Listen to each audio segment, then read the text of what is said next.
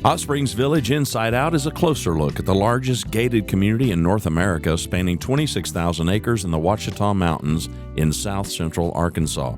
Join me, Randy Cantrell, and some occasional guests as we explore Hot Springs Village Inside Out. McGraw Realtors, located in the heart of Hot Springs Village, is the fastest growing real estate office with over 30 agents and staff. Executive brokers Lori and Ken Henderson, along with realtor and waterfront specialist Rick Marshall, they're eager to share the special features of Hot Springs Village with you. For a complimentary relocation packet, call Ken and Lori at 501-276-3018 or call Rick Marshall at 501-601-RICK. They are McGraw Realtors of Hot Springs Village. Renaissance Homes builds spec homes ready for sale and custom homes. Brandon Tedder and his team make the process easy. Renaissance Homes incorporates solid construction methods from the ground up. Brandon is a certified green builder. With a fixed price approach, detailed spec sheet, you'll know upfront how much it will cost. Every job has a dedicated project manager and an in-house design expert. From permitting to landscaping, Renaissance Homes is the preferred builder headquartered right here inside Hot Springs Village. So we want to give you all an update on our last video. We came out and we started talking about that big question we asked and want to go for 100,000 what that we put out there for gold. We're ambitious for gold to get that fundraising. We're happy to report right now we've come in at 38,000. A few shout outs. Walmart Spark Grant came in at 1,500. We just had one come in. The Hot Springs Village Community Foundation grant came in at 15,000. So yeah, big shout out to them. The guys that have really been pushing this are association, our 501c3 group, and the Friends of the Firefighters. They've been doing a lot of legwork getting these donations in.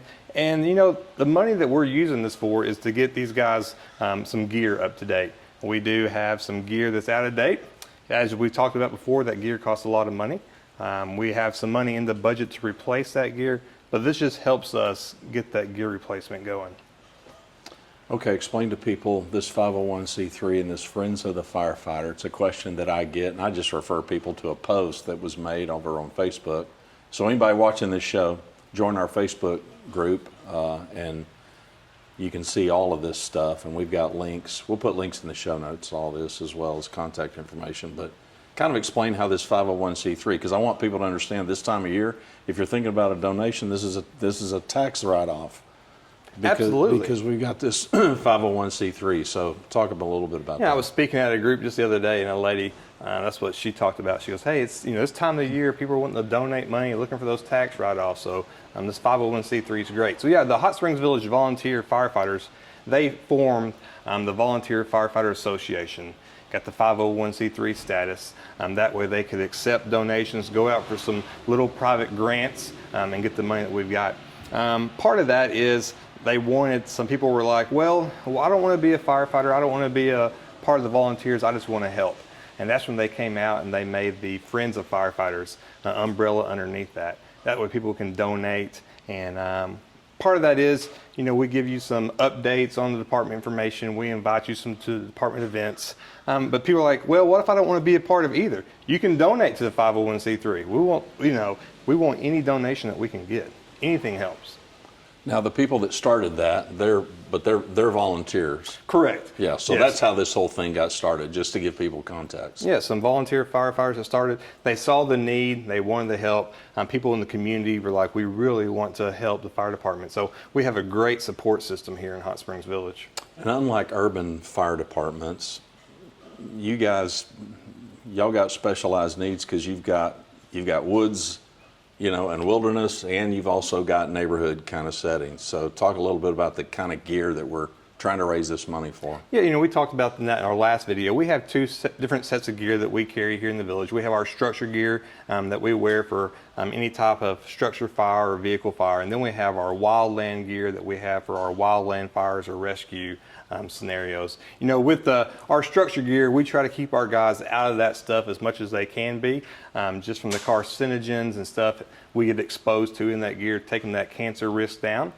Even with that gear, we tell people we have to have two sets of that gear. So they have to have a set in case we are exposed. That set has to be broke down, cleaned. They have to have another set we put into. So our guys have three sets of gear. that they all have assigned to them. And you take an average price around $8,000 per set of gear on that. That really adds up. Yeah, for one guy. For one guy. And you think, we got 24 personnel right now, 10 volunteers with us, and we're adding on 4 personnel next year. So that adds up. Yeah. Okay, so the total number that we're at right now, as 38,000. we record, so we got 38,000. So we got a long way to go, people. So we're gonna push hard. I'm gonna make a special appeal to anybody out there that if you're a company and you're looking for a good place to support Hot Springs Village, think about donating. Well, do better than that. Just donate.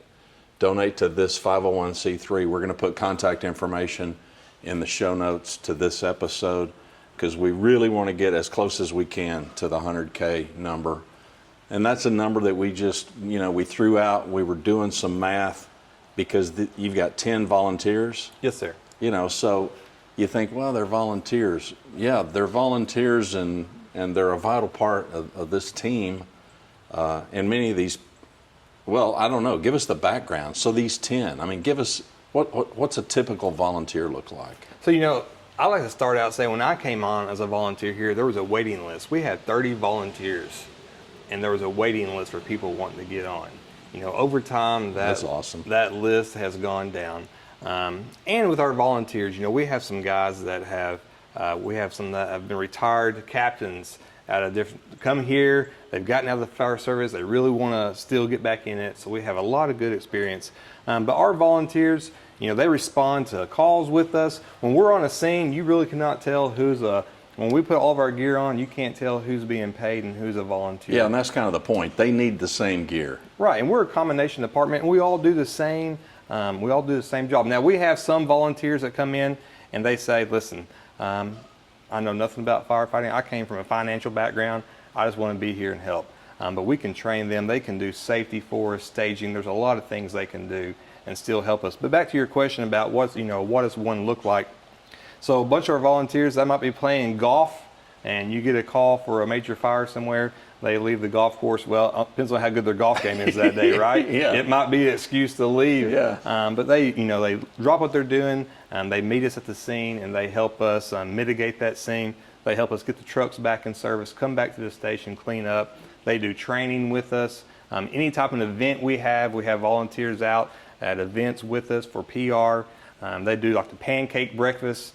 They do a lot of these outreaches and drives for funding. Yeah. So they help us out a lot, not just in fire, but also in our overall operations. Yeah, and community outreach kind of stuff. Any events that we need to promote now through the end of the year that you're going to be doing as far as this fundraiser? Because I know the pancake breakfast, that was a success. It is, and we will do that again next year. We do that right around Memorial Day. That's what they're planning for again on that. It was really good. So right now, the only big thing that we have going on is a short notice, but we have teamed up with the Marines for the toy drive. So that really doesn't, it affects the kids around. Yep. But we are doing that. Our last day to accept toy donations is December 5th. You can drop those off here at Cortez Station. But yeah, so until the end of the year, it's one of those things we're just out talking to people about donations. If they want to get some money together and donate for an end of the year tax write-off, is what we're talking about, just bringing that money here and donating. All right, so folks, help us push this number up. We're at 38,000. We want to get as close to 100K as we can. And again, if you're a potential corporate donor, go and ask, and let's try to make this happen. Yeah, once again, I just want to say, a special thank you to the association, all the guys with the 501c3, getting this up off the ground, going this year. The Friends of the Firefighters, everybody who has donated to that. We've had companies, individuals donate to that. I want to say a special thank you to the POA board, all the support they've been giving us, and then the support they're giving us for next year in the budget. So I really want to say a special thank you. Thanks for watching Hot Springs Village Inside Out. You'll find all our episodes at hotspringsvillageinsideout.com or on YouTube.